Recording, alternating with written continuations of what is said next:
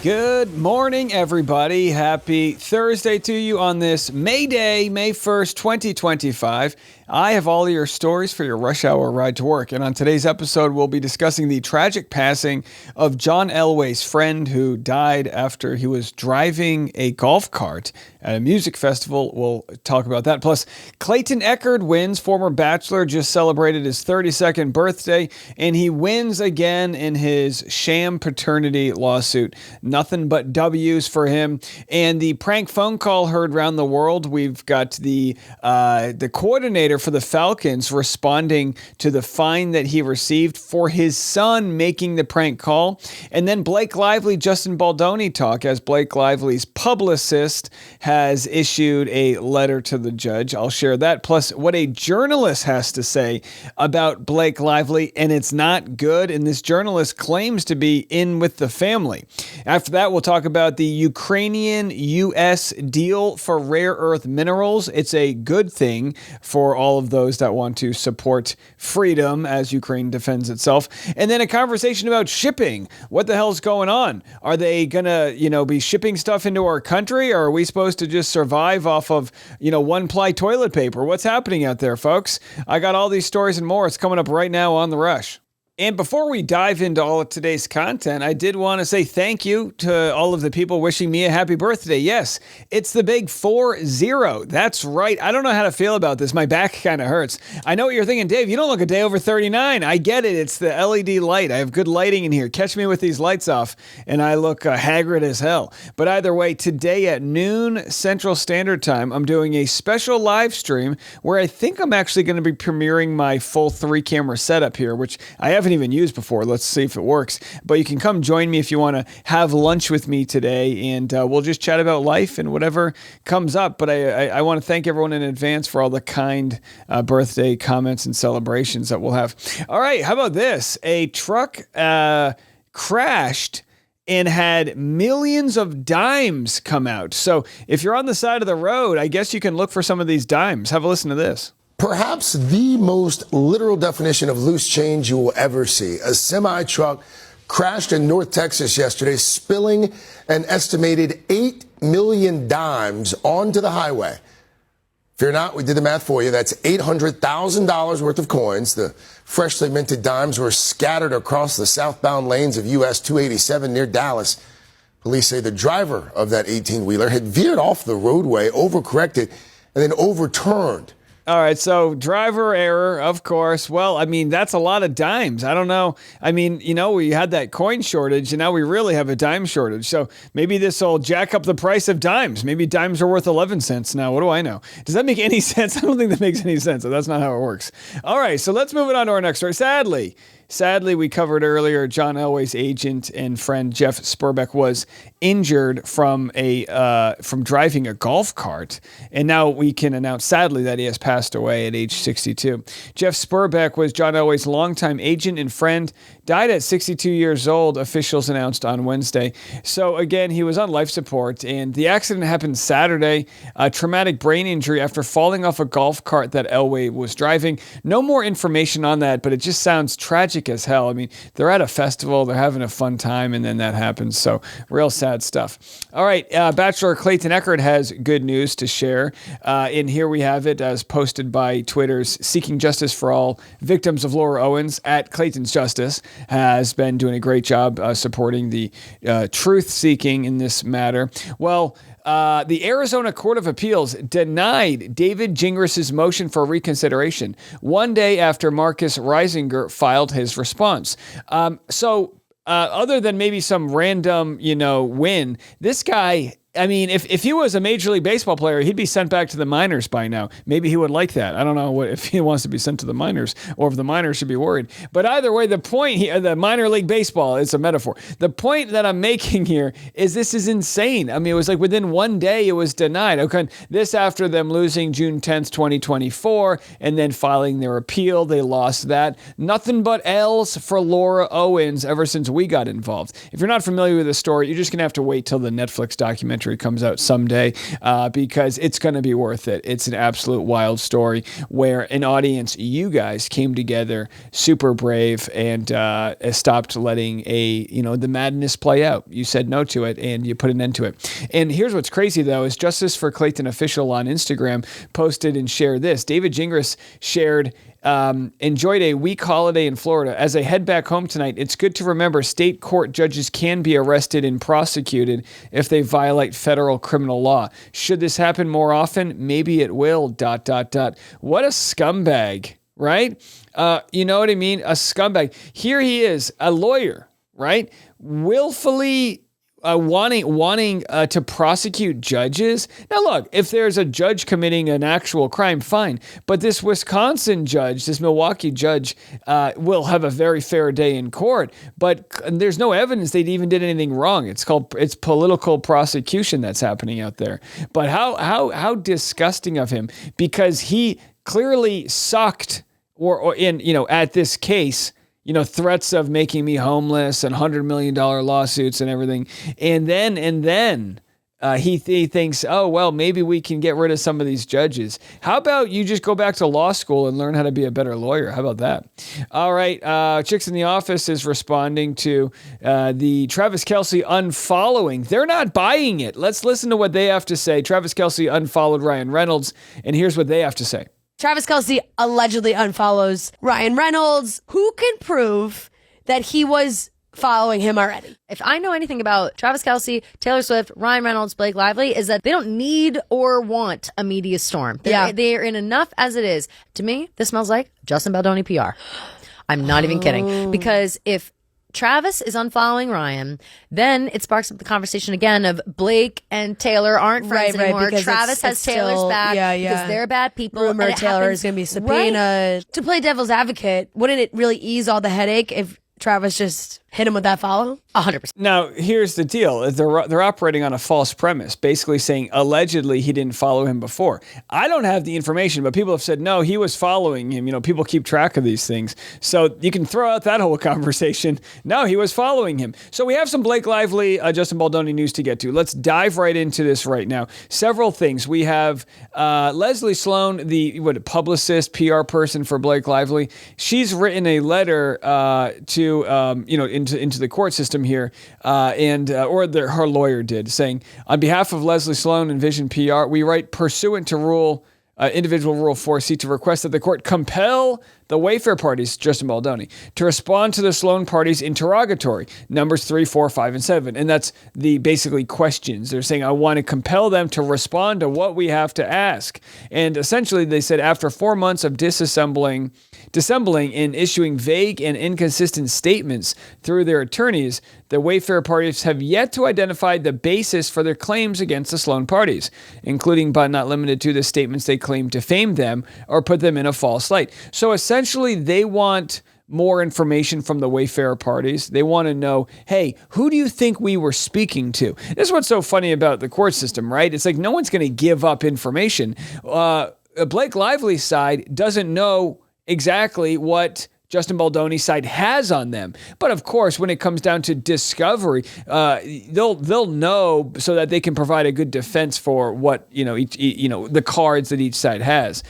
So it seems to be like it's pretty standard what's going on here. But maybe they want to see like, hey, do they know who we were talking trash to? And chances are, my guess, they don't. My guess is they can only speculate, and that won't hold up in court. But there's so many aspects to this court case going on that I don't think this is a big deal. There's so many other players and issues happening here. So again, we'll have to see what the judge says in response. There's so many things going on. I don't know how the judge is supposed to even get to any of this. But here's a more interesting thing. I found this from our friend Lauren covered this, Court of Random Opinion. Go check her out on YouTube, of course, our good pal Lauren.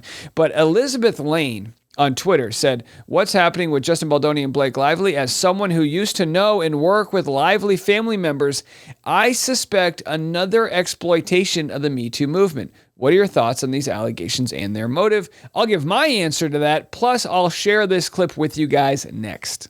And by the way, this idea about the Me Too movement and people lie, and it's like, yeah, sometimes people lie, and a lot of times people tell the truth. This afternoon, I'm going to be interviewing Colonel Kurtz, who talks about the different hoaxes that exist within the Me Too movement. And the truth is, that's what the court system's for, right? Is who do you believe? And things go to court and you find it out. And while this case doesn't have much in common with Johnny Depp or Amber Heard, you hear about those cases as they overlap from the celebrity sort of consumption angle where people are so interested in hearing it all play out. There's so many cases where someone does a tragic thing and it doesn't play out in court because it's just, you just know someone's already the bad guy. But in these cases, it's really like a he said, she said. There's obviously evidence, but you can't really know for sure, right? There's so much that happened, off camera and things like that. But Elizabeth Lane says she was friends with the Lively parties. I'm going to play this clip in its entirety, or at least from the 26-second mark, and we'll discuss afterwards. Let's listen.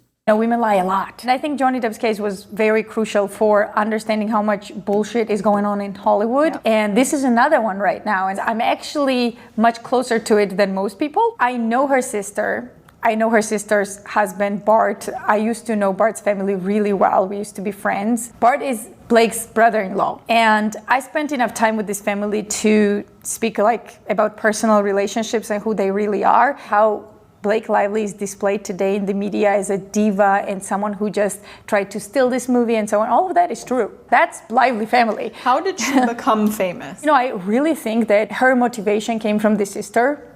Like Robin. Mm-hmm. Robin was the star of the family, right? Mm-hmm. Back in the day. Now no one remembers Robin, but Blake always looked up to her and wanted to be famous as Robin and so on. But then she ended up accused Baldoni of sexual harassment on the set of It Ends With Us, the movie. Mm-hmm.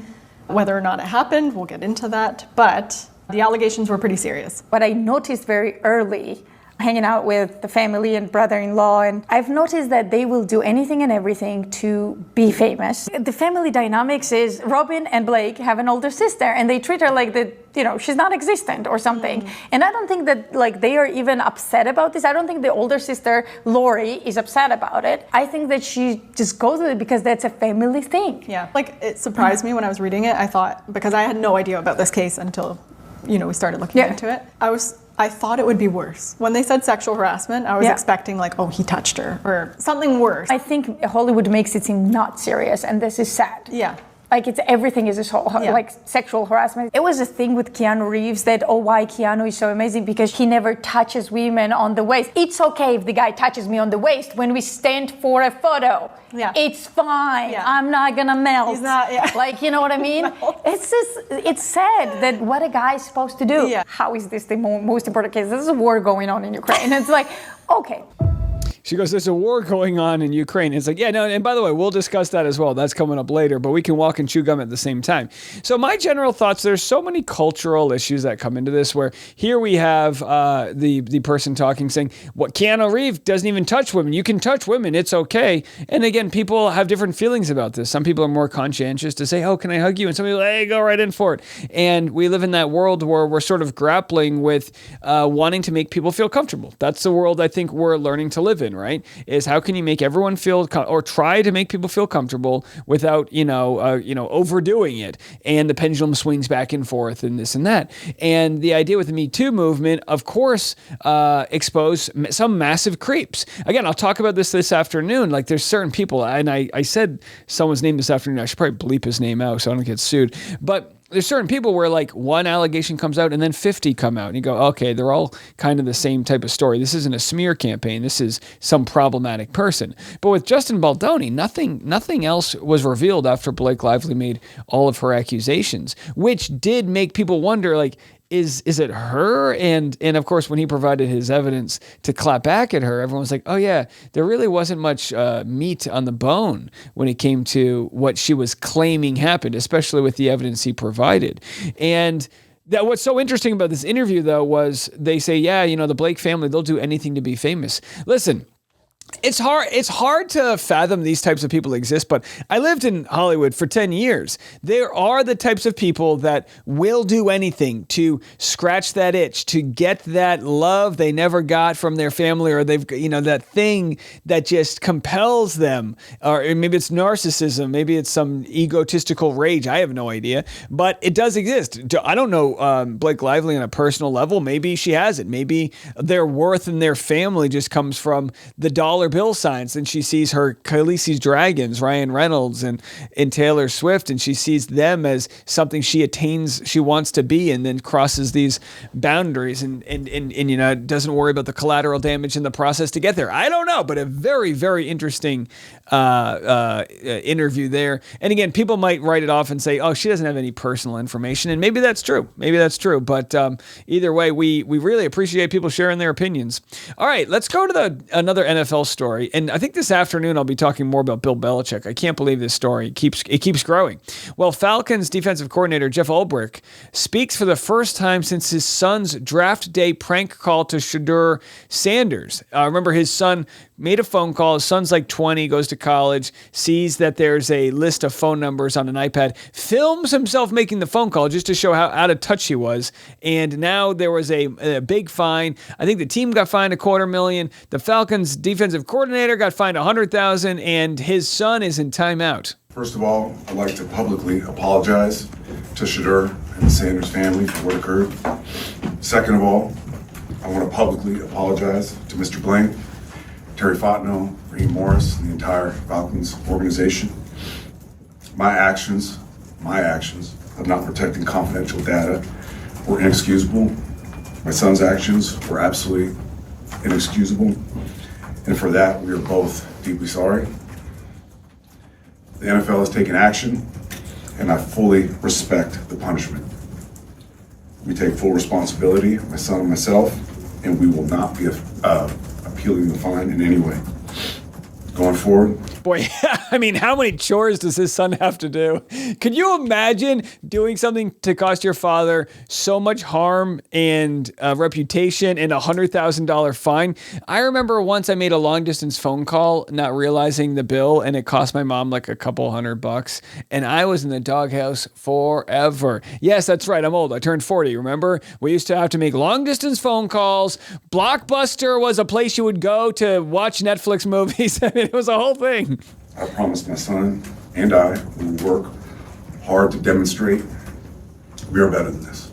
All right, there it is. So he takes accountability for his son's actions. And again, he didn't have to do that. I mean, he could have thrown his son under the bus, but I think this was a good decision to say, look, it was my iPad. The son accessed it. And again, this kid, it's not a good way to go into adulthood. What was your reaction and how did you process it? Yeah, obviously not happy and shocked.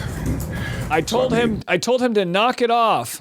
The Falcons aware of the situation, and then our next course of action was to try to get a hold of the Sanders family so we could apologize in person, which we were able to do. By the way, the keyboard's clicking in the background. Can they not? This, that's so annoying.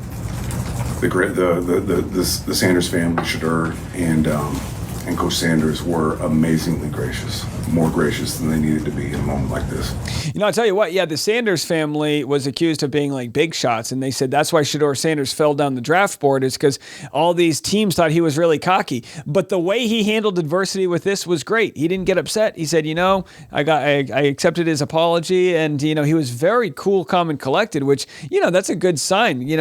People don't realize the quarterback position, you are just under so much pressure, physically, but also mentally, emotionally, and you have to deal with random things being thrown at you, not just during the game, but in the offseason. And this is a good sign for his future. Now, he was drafted 5th round, which is not exactly like the best rounds to be drafted in. First round would be better, make a lot of money. You get paid more, a signing bonus, the higher up you're drafted. But either way, greatest quarterback of all time, Tom Brady, was drafted 199th in the 6th round, or 7th round, whatever it was. So, he'll have a long road ahead.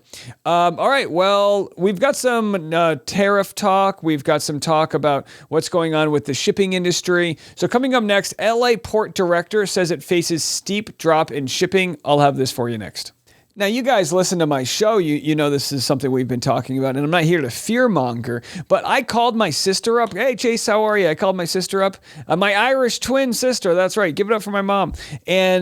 And my sister knew nothing about the tariff war. And I was like, yeah, there's no shipping containers coming into our country. And she was like, what? I don't get it. And she was off to Dollar General. And I was like, Dollar General is going to be gone. There's going to be nothing left. Have a listen. The month of April, that's the end of the surge to pad inventory. The month of May right now, we're projecting next week's volume to be down by 35%. Ship sailings, 17 of them have been canceled out of a scheduled 80 or so. That shows that the drop will be precipitous and fast. Wherever you're watching or listening to this broadcast right now, likely you're looking or wearing at something that was brought in from overseas. 90% of trade moves on water, 45% of our business here at the Port of Los Angeles is with China, whether it be furniture, electronics, appliances, clothing, and footwear. The American consumer will be affected with less choice here in the weeks ahead on store shelves and online buying platforms, and likely prices will rise. Yeah, there's no doubt in my mind that that's the case.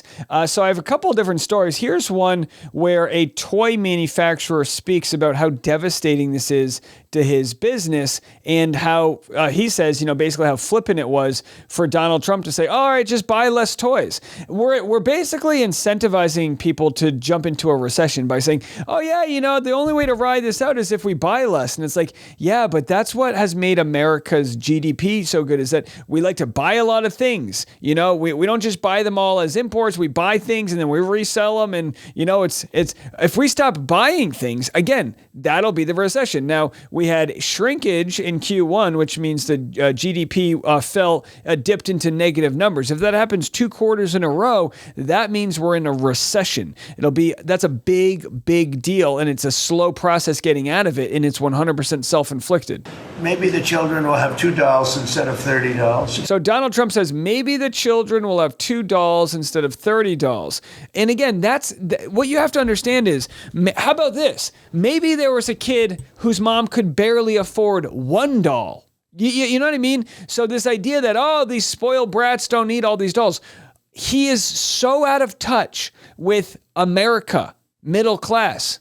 Like, when did he ever wonder if he could afford to get his kid a toy for Christmas? And this is what it's going to come down to. And if you guys know my channel, we've been around for a long time. Every Christmas we do a toy drive for single moms. It breaks my heart to think that there will not be affordable things for people to buy, whether for gifts or even essentials. It's not just the toy industry, but for this specific example, what a tragedy, really. And maybe the $2 will cost a couple of bucks more than they would normally. But we're not talking about something that we have to go out of our way. They have ships that are loaded up with stuff, much of which, not all of it, but much of which we don't need. As someone in the business, what's your reaction to that?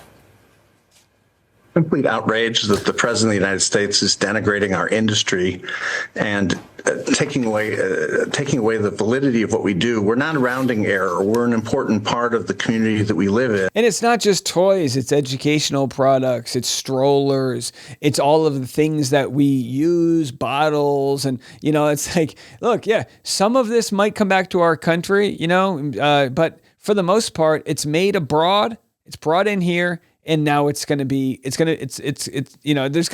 tell you right now, yard sailing is back, folks. Facebook Marketplace is going to be very busy. And our company makes educational products. We sell into schools and we sell into homes. And there's a lot of people who depend on what we do.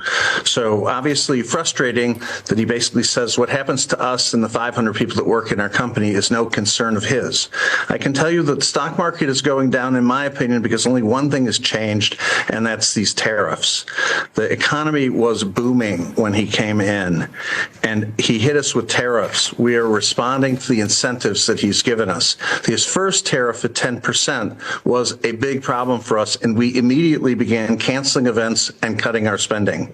It's now gone up into the stratosphere. It's 2.5 times what he said in the campaign trail would be the highest tariff he would put out. Yeah, and of course, tariffs are taxes on Americans. Prices are going to go up. People that couldn't afford things before now really can, and companies will start laying off. And it's just, you can see this is all how it's playing out, exactly as we said it would.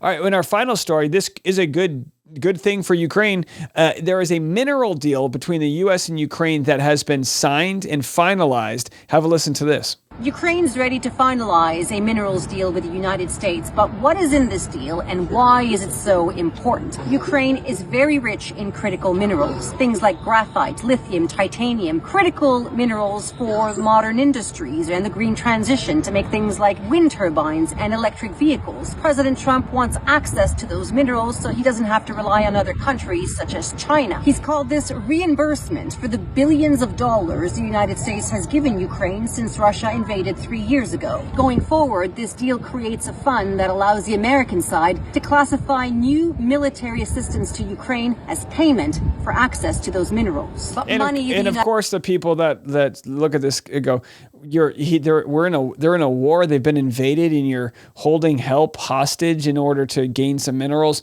But the deal seems to be pretty beneficial to both. They're going to get some aid, and the U.S. will have, I believe, we won't be receiving their rare earth minerals as payment, but we'll have like first dibs on, helping mine for that. It's still being worked out, but either way, it's good to see, because look, I don't care what political side people are on. I believe Ukraine being invaded by Russia has earned the right to defend themselves. And I think the whole world should come together and help them defend themselves as a sovereign nation. Because even though this is happening very far away from our lands, this is, it's the modern world we live in. You don't just invade other countries and other territories, kidnap their kids, bomb civilians. It's absolutely crazy. And hopefully Trump is now realizing that Putin cannot be trusted with his word, as we've never been able to negotiate with him, right? And that we should be helping Ukraine, who's already doing a great job. And it means very sadly, but that Russia, they've lost 2 or 3 times as many lives as the Ukrainians. And people thought Russia was just going to roll their tanks in 2 days and take Kiev. So this is a good thing. I think Ukraine should be fighting for their country and protecting themselves. And again, we'll continue to cover that story. So much going on here. All right. So again, I'll be live at noon Central Time today, hanging out with you guys for some birthday lunch. And then I'll be back this afternoon for a nice afternoon rush. So we'll see you then. I'm Dave Neal, and this is The Rush.